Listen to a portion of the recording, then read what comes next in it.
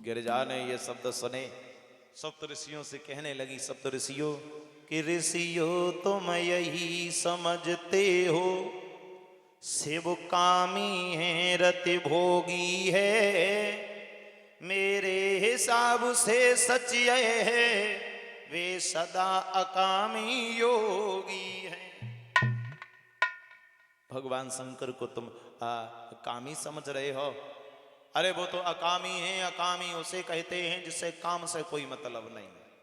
जैसे परीक्षित महाराज जी, कोई आदमी शराब ना पियत हुए तो शराब के ठेका बंद होए चाहे खुले होए, चाहे उनमें आगी लग जाए, चाहे बिल्कुल भारत देश तो दारू बंद ही हो जाए, जो नहीं पिए तो बापे कौन सो भरे को पड़ता। और जो सुबह शाम बाइक के बल पे रहा तो एक दिन आके लिए बंद हो जाए तो भूरम में लाइन में लगता। भगवान शंकर कामी, काम से कोई मतलब ना है। जब काम से कोई मतलब ना है तो कामदेव मरे चाहे जिंदा रहे, जब आगी लग जाए क्या फर्क पड़ता है। मेरा हिसाब तो दूसरा है। कौन सा? बोले सुनो महाराज कि मैं ऐसा बाग चाहती हूं और जिसकी नित्य कलियां खिली रहे,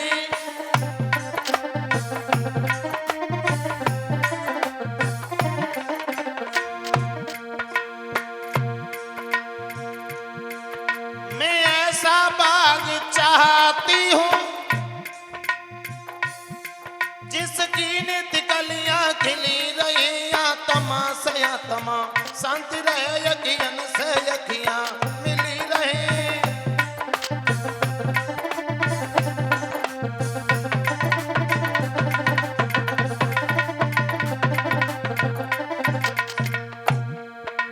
तुम्हें नहीं पता है बाबा,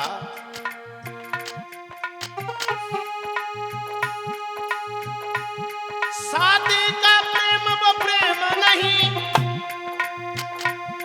वो तो व्यापार कहता है अथवा दो विषयी जीवों का, अथवा दो विषयी जीवों का विषयों तक का ही नाता है।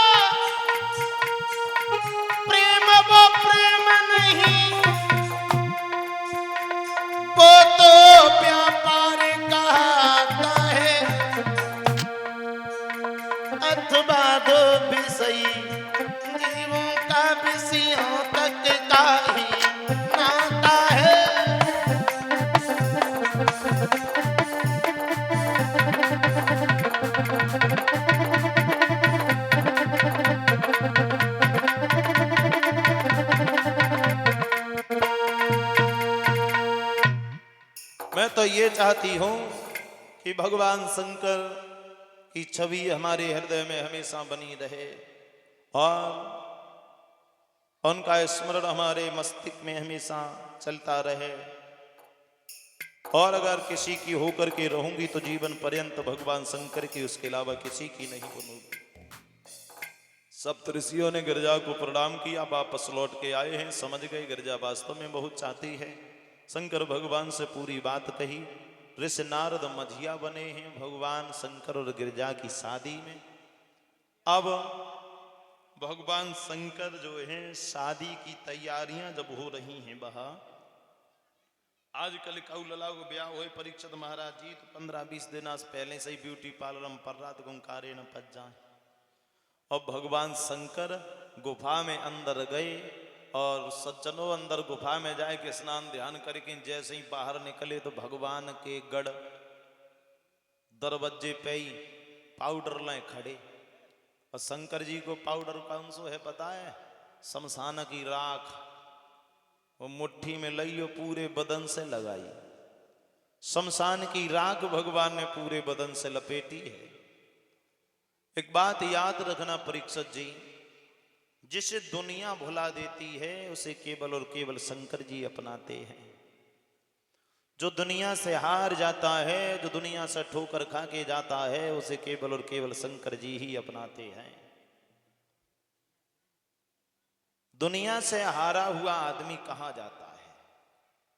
जब तक संसार में हम और आप हैं तो कोई न कोई कष्ट, कोई न कोई कलेश, कोई न कोई टेंशन आदमी को लगी रहती है। जिंदगी भर ठोकर पे ठोकर लगती रहती है, लेकिन अंत में एक ऐसी ठोकर लगती है जो सीधा जाके शमशान में पहुंचा देती है। और उसी शमशान की राख भोले बाबा अपने बदन से लगाते हैं कि दरबार में भोले बाबा के दुख दर्द मिटाए जाते हैं। दुनिया के बुलाए लोग वहाँ सीने से लगाए जाते हैं। जिसे दुनिया ठोकर मार देती है उसे भगवान शंकर अपनाते हैं। और शमशान सम्मान बराबर, शान मान इज्जत। जिस जगह पर इंसान की इज्जत बराबर होती हो उसी जगह को शमशान कहते हैं। वैसे भैया जब तक हम और आप जिंदा हैं तब तक इंसान की इज्जत बराबर ना होती। इंसान की इज्जत बराबर नहीं होती है। जैसे मान ले तो आपकी इसी पंडाल में कोई बहुत बड़ा आदमी आ जाए, बहुत बड़ा कोई आदमी आ जाए तो दो चार छह लोग जो भाग के कुर्सी लेके, दो चार लोग जो मार्केट में नाश्ता पानी की व्यवस्था करने जे, दो चार लोग जो फूल माला ले आओ स्वागत सम्मान के लाए। और कुछ लोगों के पास कुछ काम ना है तो मोबाइल निकाले के संग सेल्फी खींचे, बोले फिर मिले ना मिले फोटो खींच ले संग, बड़ा सम्मान। और एक बेचारा गरीब आदमी पूरे दिन यहाँ पाइप पकड़े खड़ा रहे, उसे कोई ये नहीं कहेगा भैया तू बैठ ले। यानी संसार में जब तक हम और आप हैं तब तक इंसान का सम्मान बराबर नहीं होता है। लेकिन हाँ, मरने के बाद में हर इंसान का सम्मान बराबर ही होता है। लेकिन भगवान की लीला बड़ी विचित्र है। चाहे अरबपति मरे तो राख होनी है, चाहे करोड़पति मरे तो राख होनी है, चाहे लखपति मरे तो राख होनी है, चाहे घाकपति मरे तो राख होनी है। और कहूँ ऐसो हो तो जो अरबपति है ताकि हीरा बनते, जो करोड़पति है तो सोना बनतो, जो लखपति है तो चांदी बनती। तो हमारी समझ में कोई बड़े बड़े आदमी छोटे बुरे आदमी जीनू नहीं दे, तो अंत में बनना सबकी राख ही है। भैया कुछ लोग जहां अच्छा मुर्दा जलाया जाता है तो उस जगह को कुछ लोग मरघट कहते, मरघट। वैसे मरघट किस कहाँ होता है परीक्षित जी? एक विद्वान कहते हैं कि जिस जगह प्राण जाए घट वो है मरघट। जहां प्राण घटते हों, जिस जगह प्राण जाए घट वो है मरघट। अब प्राण कहां घटते हैं? मरने के बाद तो न प्राण घटे न बढ़े, फिर तो कहानी खत्म ही है। मरने के बाद तो न घटते हैं न बढ़ते हैं।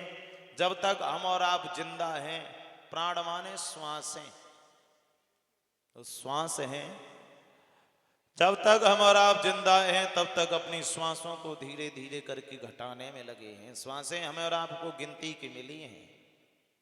जिस दिन हमारी और आपकी सारी श्वासें नष्ट हो जाएंगी उसके बाद एक श्वास भी एक्स्ट्रा नहीं आएगी। मुंह खुला है तो खुला ही रहेगा, बंद होने तक की श्वास नहीं आएगी। मुंह खुला है तो खुला रह जाएगा। कहीं रिश्तेदारी में हो तो वहीं पड़े रह जाओगे, अस्पताल में है तो घर का मुंह नहीं देख पाओगे, और कहीं हार खेत में काम कर रहे तो मैडम धरे तो वहीं धरे रह जाओ। सज धज कर जिस दिन मौत की सहजादी आएगी, तब ना सोना काम आएगा ना चांदी आएगी। मिट्टी का तू सोने के सब सामान है तेरे, छोटा सा तू कितने बड़े अरमान है तेरे। मिट्टी की काया मिट्टी में एक दिन मिल जाएगी, ना सोना काम आएगा ना चांदी आएगी।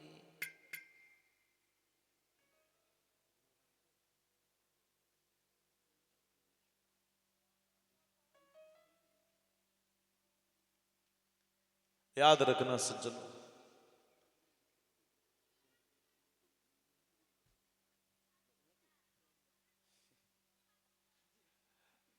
यानी जब तक हम और आप जिंदा हैं तब तक अपनी श्वासों को हम दिन रात घटाने में लगे हैं, दिन भी घटा रहे हैं, रात में भी घटा रहे हैं। श्वासें गिनती की मिली हैं। और परीक्षित महाराज जी, श्वास खर्च करने का भी एक नियम होता है। श्वास खर्च करने का भी एक नियम होता है। विद्वान कहते हैं कि बैठें 12, चलें 18, सोवें 36 हों। यदि आप आराम से बैठे हो तो 1 मिनट में लगभग हमारी और आपकी 12 श्वासें खर्च होती हैं, 12। और हम आप चल रहे हैं तो 1 मिनट में लगभग 18 श्वासें खर्च होती हैं। और यदि आप सो रहे हैं या भोग विलास में विलुप्त हैं तो 1 मिनट में लगभग 36 श्वासें खर्च होती हैं। तो तभी हमारे बड़े बूढ़े बुजुर्ग जो हैं अपने बच्चों से कहते हैं कि ज़्यादा सोने से इंसान की उम्र कम होती है।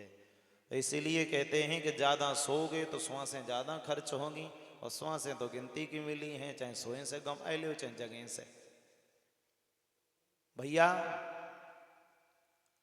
कैलाश पर्वत पर भगवान शंकर को सभी देवियां देवता दूल्हा बना रहे हैं। देवियों ने पतली पतली सी नागनियां पकड़ी, कलाई में बांधी, कंकन बने गए। और पतली सी नागनियां पकड़ी हैं, बाजू में बांधी तो बाजू बंद है गए। और कजू पतली पतली सी सर्पन के बच्चा लाए, काननम फंसाए दे, कुंडल बने गए। अब भैया, जो सर पे रखो जावे सहरा, वो सहरा कहां से आवे? जब परीक्षा